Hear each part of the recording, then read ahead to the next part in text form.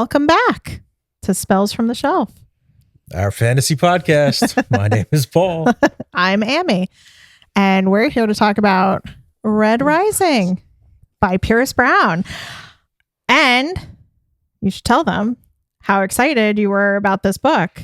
Yeah, I can't believe this book was published in 2014, honestly, and it just like it's flooding the social media sites so much so that people are like, can you tell me about books other than, and Red Rising's usually in that list, you know, like that's how inundated the social media waves are on this book. It is.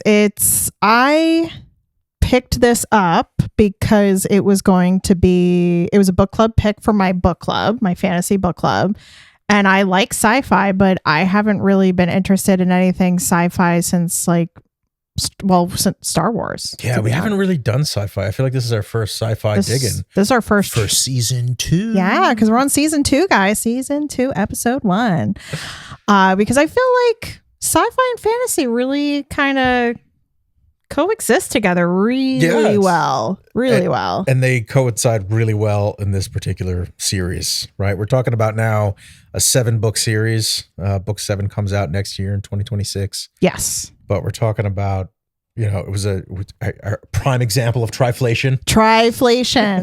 That is started out as a trilogy. Just our definition of triflation is started out as a trilogy, and then they're like, whoop, found some success. Let's blow that trilogy up. Yes. Oh my goodness. So yeah, triflation is a favorite word over here at Spells from the Shelf.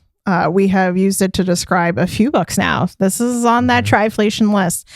And here's what I'll say before we get into the summary of it. You could read, I was just telling you this, you could read the first 3 books. I just finished the 3rd book, get to it, have a satisfying ending for all the characters, or you can venture into the rest of the series, and I have not started it yet, so who knows what could or could not happen. This is not a cozy book. No, it's pretty brutal. This is a brutal book. This is not one of those books that is a neat bow of happily ever after. So if you're looking, which is what romance fantasy is it's going to have that happily ever after. But when you're talking about true epic fantasies, I feel, and like sci-fi, you may not get that. Yeah. Like V. Schwab kind of tells us that in, before Fragile Threads, The Darker Shades of Magic. It's not like a buttoned up happily ever after. Yeah. It's a satisfying ending. Yeah. I feel like, we don't, everybody kind of picks their own bliss, but I don't necessarily need a happy ending. I just want the story to be really good. I feel like we focus a lot on story here at Spells from the Shelf, and to us, I think it's about just tell me a great story. Tell me a great story. Yeah, absolutely. Like, tell me a great story. And, it kind of keeps it more true to form of, if you tell me a great story, I'm not going to care if you give me a true buttoned up, neat, happily ever after. Yeah. Mm-hmm. I'm satisfied with, this is satisfactory. Mm-hmm. This is exactly how it should have gone. Yeah. It went all the right directions. But yeah, let's do a quick summary for what Red Rising is. This is, so a little background. The author did base it off of the Irish immigrants when they came to the US, and specifically, in New York City. I mean, that's where our ancestors came in through, was Ellis Island. And a lot of people don't know this, but like the Empire State Building. Oh yeah. That was Poppy. That was one of the buildings. Poppy was one of the builders on the Empire State Building. Yeah. And there was a lot of Irish immigrants who built the Empire State Building. Yeah. So that's important to note because our main character in this, Darrow, is a red. He's a red. So there's a caste system. Yes. Or a higher, we'll get hierarchy caste system. I have it listed. You went through a lot of work to write that down. I wrote this down because I listened to it on Audible, and Paulie was like, it's just in my book. Yeah, I was like, you don't have to write that all down. We have a great, nice, neat little thing done. It's actually right in the second book, Golden Sun. Yeah, I didn't know this. So that's all right. I'll show our YouTubers here that are watching, but we could put something on Instagram as well. Yes. But yeah, so it follows Darrow. He's a red. Red's the lowest of the low in the caste system. Gold is the highest of the high, and there's lots of colors in between. But each color is indicative of basically what you might call like a specialty trade. Yeah. Right? The pinks specialize in pleasure. The reds specialize in the mining. It's so funny how they do. You know what? Like, as I was writing them down, I was like, oh, okay, all these make sense, oddly enough. Yeah. He had a lot of, pink for pleasure was just hilarious to me. And then red, what was red specifically? Unskilled manual laborers conditioned to brutal environments. Very brutal environments. And the thing call them Helldiver. Yes, Helldivers. Okay, thank you. Which is such a great description. And so we meet Darrow, and he is okay with his position. He's fine as a red. He's one of the best Helldivers out there. One of the best.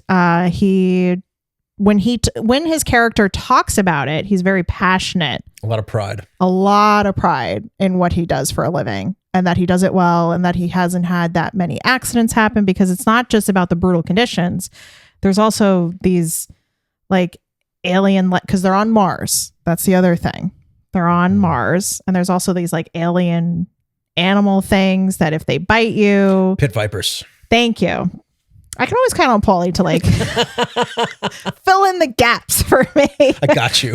Of the like names of them, which when you hear about a pit viper, the way that he described it was perfect, because I could picture it and everything. But yeah, a lot of pride in his work, and okay with just living a life like that, simplistic, or what he feels is simplistic enough, with his wife, and not doing anything more or less than that. The pit vipers stick in my memory because this isn't really a spoiler, but it's important to know that the venom from the pit viper can really, it'll kill you. Yeah. But he survived the bite because of the way his uncle helped like take the poison out. And it's one of the reasons his body can survive the carving. Yes. The other conditions that he goes through. So as like a nice little hint and foreshadowing that, the pit viper the venom ends up becoming kind of important to his being. It really does. Yeah, you're right. That does become a little foreshadowing moment that I don't think I caught when I was reading it. And this happens at the beginning of the book. So when you meet him, like we said, he's content with his position in life. He doesn't have aspirations to do more or less. He just wants to exist with Io, who is his wife, and have a family down the road. And it's also important to note he's young too. Yeah.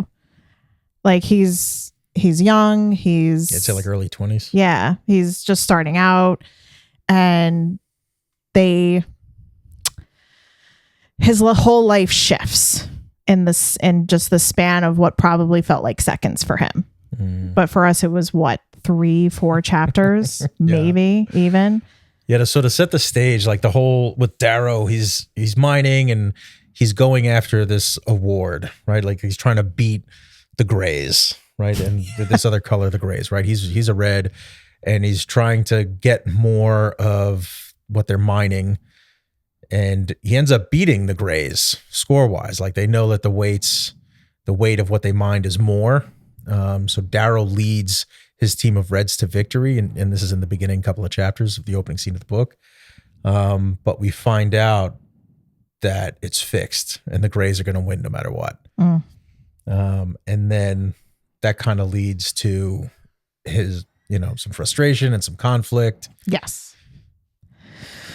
And it leads to, here's a spoiler. So he ends up going to a spot that he shouldn't be with Io, and they get caught. And when we're talking about a spot, we're talking about like a garden. Yeah. Right? Like he steals away to a garden. Yeah. It's not even that serious. It's something that you don't even think of being that serious. Forbidden. Yeah. Whatsoever. But the reds are not supposed to be anywhere other than their home or like as hell divers. Mhm. They're not allowed to go to a lot of different places. And he does this because, you know, he wants to go with Io, and they end up getting caught, and the punishment is so much greater than it should have been, in my opinion. And it kind of changes the entire trajectory of his character in this book. Because honestly, when I was reading it, I was trying to figure out what's going to be the deciding factor here, because he has no interest in uprisings. Yes. Io does. Io's like annoyed with him that he doesn't want to exact any kind of real change. Mm-hmm. And he's fine with the status quo. And he's like, this is just what I do. This is my life. I'm a hell diver. Yeah. You just need to accept me for who I am. She's like, no, I need you to fight and do more. And he ends up taking that mantle, Mhm. right? So there's a catalyst in the story, which we won't reveal yet, but the catalyst basically puts him on a path where he becomes a rebel within the Reds. Yes. And then a rebel to inside the Golds. And I think they did a really good job with what happens within the hierarchy is that Golds are genetically altered. Mhm. Their bone density, they're stronger. They have more oxygen in their blood. They can run further. They can run Right. faster. So they're basically initially, like historically inside this world, when the Golds initially conquered, it was really just about color, right? They just wore like a gold shield on their Right. skin or anything, but then it became something else. So as you're reading through the book, he goes through the process of genetic enhancement Yes. Which is to infiltrate the Golds. right. So he's not just a rebel who's going to fight on the outside. That's what's so it's not unique, because this is something that you can find in some really great politically driven sci-fi books, is infiltrating. It's very similar to, say, when an FBI agent infiltrates the mob, Mhm. and they have to become that persona. Yeah. And that's pretty much what Darrow's doing Mm-hmm. in the simplest form. He's a good guy who wants to, disrupt their entire world. It's not even about exacting change for him. It's about revenge. Yeah. That's the start of his story. Yeah, absolutely. And there's a great quote from him. He says, "If violence is the gold sport, manipulation is their art form." And we start to see Darrow really embody that as we go through the chapters and as he goes through the Institute. And the Institute's kind of like their training grounds, their proving grounds for school, basically. Like Yes. learn how to, it's like a Lord of the Flies type of school, but It is. Lord of the Flies had its own brutality, but the Institute really has its own special kind of savage brutality. I didn't even think of that as being a nod to Lord of the Flies, which is really just seeing like a breakdown of people's morals, Mhm. which is what Lord of the Flies is. If you have nothing but survival, what will you do? Mhm. It's pretty brutal. Yeah. Yeah. It's not. And here's the thing about this book. He's a descriptive writer. So there's a lot of descriptive scenes that he gives us when it comes to the fighting sequences, and they are brutal. Yeah. But don't take descriptive as like long-winded. Like No. he's the author, Pierce Brown, has a super punchy writing style. It moves really fast It does. and it really grips you almost immediately. There's very few books that I find that I'm immediately enthralled in the world. Like I've talked about Bardugo a lot, Saba Tahir's Air. This is another one for me where I was just immediately gripped into the world. So the writing, the sentences move, they're fast flowing. So, but with really good description, to your point. Really good description. And Darrow is the only, so in these 3 books, we're only talking about Red Rising today, but in all 3 of the first books, you get just his point of view, which is on purpose, I think, because we really have to focus on him throughout the entirety of the story, because how he does the rebellion and his revenge sequence really depends on the state of his mind as he goes into this world deeper.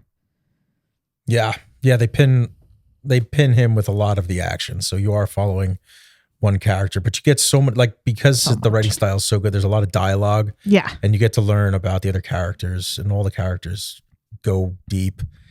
In addition to, like, there's all these elements that Pierce Brown pulls in to the story, right? We talked about the 19th century Irish immigrants, but he's also pulling in like Roman mythology, right? Like the characters in book 2 will speak Latin, right? Like a lot of the Latin mantras, hic sunt leones, right? Right. Like, we are the lions, or here we are lions. That's right. You know Latin. Yeah, I did take Latin. Oh my God. So you probably read it and you were like, oh, I know this. You got to use it for in 20 years. I haven't used it. That's crazy. I forgot that you knew Latin. But there's all these great storytelling elements. So he weaves in mythology, he weaves in some historical fiction, and just uses all those little bits of ingredients to create a very original story. Very original, very rich world, rich character. Like Paulie says, it moves quickly. It's captivating. It's not overwhelmingly thick, the books. And, you know, I listened to it pretty quickly. And you read it pretty quickly. Goldilocks length. It's like 380 pages. They're like perfect length. They are great lengths. And it hits you with it, and there's not huge lull moments. Even when the carving is happening. So the carving is especially important because that's how he's going to be able to infiltrate the golds. Yeah. And it doesn't just go with how he looks. We find out that it's really about how he speaks too. Yeah, and that's some of the giveaways, right? The gory damn versus bloody damn. Yeah. Like there's certain, and if you think about like how we speak, you know, how different regions will have different dialects all over the world, even just in a place like New York City where there's a Bronx accent versus a Queens accent, you know, certain words are going to be used, right? Certain accents, and that's built into the language of Pierce Brown's writing too. Yeah, and he puts an emphasis on it that I kind of enjoyed because it kind of gave me a nod to like when in George Washington's time when he was fighting against the Brits, right, with his army. The way that I watched a show about it, and one of the ways that they would tell if somebody was a spy is how they held their knife and fork, because the British at the time, and they may still, held their knife and fork in such a specific way that if you did it any different, it would find you out as being a spy. And that's kind of what Pierce Brown gives us in the dialect. What words is everybody using that's familiar to that station? Yeah, well put. Yeah. And I'm going to ask you an interesting question. If you were living in that world, I mean, not that any of us want to be, but if you were living in that world, which color would I be? Here's the thing. So I'll break it. The upper class colors are golds, which are the rulers, silvers, which is finance, whites, which are clergy, judges, coppers are the lawyers. Then you have your mid-level colors, which is blues, the bridge crew and spacecrafts, because this is all in space. Remember, it's all taking place in space. Yellows are the doctors, greens are the programmers, violet artists, orange mechanics, grays are the soldiers and the police. Then you have the lower colors. Browns are the servants and the cooks, obsidians, soldier, bodyguards, pinks, the pleasure slaves, and the reds are the manual laborers, hell divers. Man, I would be violet. Oh man, see, I was gonna say somewhere in between silver and violet because that's that's really been the trajectory of my life. Somewhere in finance, running my own business. That's right, yeah. But running my own business was a creative endeavor, right? It was, I was a chef in a past life, and it was a very creative spot for me. So somewhere in between silver and violet. Yeah, I think that's a good spot for you. Yeah, violet for me because I like being creative when I get the chance, and also I like the color. Stop it. That's I mostly really like the color. Yeah. So I had to do it. But as you can see, that's how intricate this world is you have upper, middle, lower. Yeah. Colors. Mm-hmm. And it really breaks it down for you. And he's constantly reminding you throughout the story, which I liked. So you don't have, I mean, I do recommend having the book is a lot better, like the physical copy, as opposed to listening, because I didn't have this. Oh, yeah, I didn't have the little chart to look back on. But he does a really good job of reminding you of everything. And he weaves all the colors in, right? Like you're not, as you're reading through the story, you're not just going to hear about reds and golds, the bottom and the top. Right. All the colors play a role in the story, especially as you move into book 2, with, which is Golden Sun. There's a part where he conquers a large ship, like a Star Destroyer, right? Like, right. Just to bring the Star Wars into it. And he talks about what golds do to all the other colors in that run the ship. Right. So you're going to get a pretty good dose of all the colors and the characters. And even as, in the beginning of Red Rising, you see that, what's the carver's name? Is it Dancer? Yes. Okay. Dancer, but he also has Harmony there, who's a pig. Yes. And then Harmony kind of picks up her own trajectory as you move into book 2. But, and that's just like, it's sort of, to our point earlier, like it's just a very rich world that he creates. It is. It's extremely rich. And the way I remember when you had first asked me about it, you said, I'm seeing this book everywhere. Should I read it? And I was like, yeah, it's great. It's Irish Star Wars. And it is, which makes it so, it is. It's very good. Do you have like a favorite part or favorite, like you threw that question at me with the colors? Favorite part of the book? Ooh, I think, this is going to sound odd, but I think the carving was the favorite part because it reminded me of the Minority Report movie where he had to get new eyes.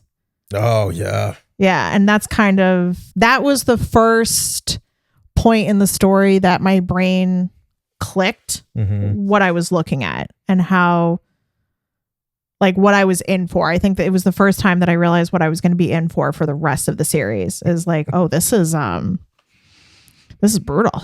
Yeah. Like it was so detailed and no one cared that something had happened to Darrow that put him on this path. Yeah, the carving was really interesting, right? Because you're seeing him transition from red to gold, right? So like metaphorically that's important, but they do get into like you're changing nerve structure, nerve connections, which is very, even if you don't know much about medical and your own biology, like playing around with the nerve system they're so small and it's a super intricate process. It really is. Most people have not survived in this world the process of transitioning. So carvers are kind of like the black market where other people are trying to infiltrate the gold. We have the Sons of Ares, which is the rebellion group that's trying to like just tear down the caste system and the hierarchy. Right. And they have done this with a few different reds, and most of them are failed experiments. Darrow's really the shining example where not only does his body react well to the surgery, but he's just a super intelligent person, right? He scores perfect on the entrance examination. He missed like one question. Right. So yeah. Not exactly perfect, but scores higher than any of the other golds coming in and testing. And I think the reason why the carving was my favorite part is because it's the beginning of him fighting, wanting to be who he was. Yeah. And accepting that person's dead. Yeah. Right. Like the acceptance of all of this really takes him a while. And it also showed, I feel like the carving is almost a perfect way to describe like what goal he wants.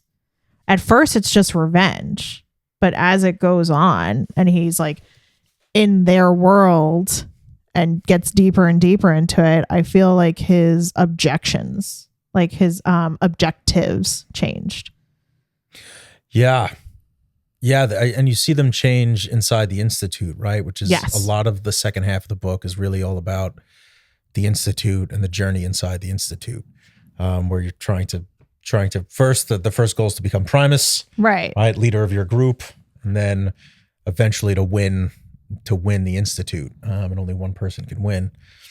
And I think the Institute was really one of my favorite parts of the book, because I think that's where, it's so much, and I was talking to Ammie here about, she had read book 2 before I did, and I was like, there's no way book 2 can be as good as book 1, and I was happily proven wrong.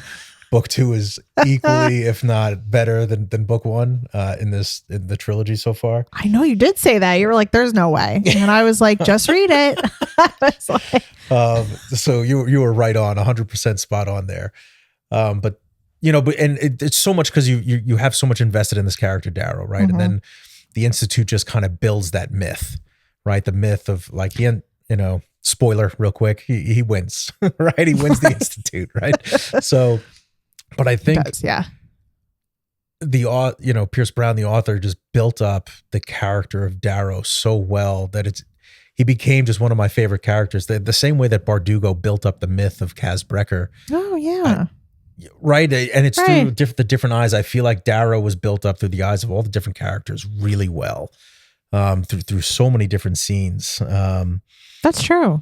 When one of the scenes where he takes the whipping, right? He has to punish Titus for Titus. There's some brutality here with Titus and what he does to some of the other Golds. There's some reasons why he's particularly brutal to the other Golds, which I won't give away. But when Darrow's whole point is to not be as brutal, right? He's trying to get society to change. And the Golds are particularly brutal, to begin with, right? They're brutal to the colors downward from them, but they are equally brutal to the Golds on their level. And there's a hierarchy even within the Golds, which we just hear about. You won't see it listed in the book, but even amongst the wealthy, there's competition and hierarchy. Yeah, there's power struggles between them, and that's what the Institute is for them. Yeah. Is that so? The Institute shows the Golds playing out their power struggle. Mm-hmm. And how little they care. And all of them are just as young as Darrow. So it gives that, it's entrance into the Institute. You have to kill somebody. Right. That's the entrance exam. That's part 1. It's so brutal, which if you think about the Onyx Storm series by Rebecca Yarros, you do have what is it, crossing that? The parapet. Crossing the parapet. People fall off and die all the time, right? These, entries into the worlds are brutal. Very brutal. Yes. They set the stage. It definitely sets the stage. And it was just, and the thing is like I said, I haven't been this excited about, this got me so excited about sci-fi that I started reading more sci-fis. Oh, like what? I read Gideon the Ninth, which is Necromancers in Space. Oh, you know what? I've kind of wanted to read there's a Thrawn series that I thought might be worth it. And if you like Star Wars a little bit, we should talk about that. Yes, we should. So did you have a rating for this? 5. 5, yeah. 5. I would absolutely take time off to read this book. It's so good, guys. It just sucks you in. So it's the kind of book that you have to get your work done, but you're really just trying to get it done quicker so you can read. Yeah, yes, that's exactly it. No, it's really good. And as you can tell, it's extremely rich. Like I said at the beginning, I'll say it again to kind of neatly sandwich it. You can read the first 3 books of this, but if you want to partake in the triflation, you absolutely can. Yeah, I think we both highly recommend. We're barely, the Red Rising was initially published in 2014. So this is not we're talking about 11 years later, we're reading this. And part of it is the story just really caught fire later on. I think 2020 and 2023 around those releases. So they're still going, they're still perpetuating, and for good reason. Right? It is not just bluster. They're excellent books. No, this is appropriately hyped. Yes. Very appropriately hyped. But thank you for joining us. This was great. Great. And we will see you next round. Yeah. See you next time. Smash that subscribe button. Yes. Make sure you subscribe and follow so that way you can get notified when we put out new content. All right. See you guys later. Adios. Bye.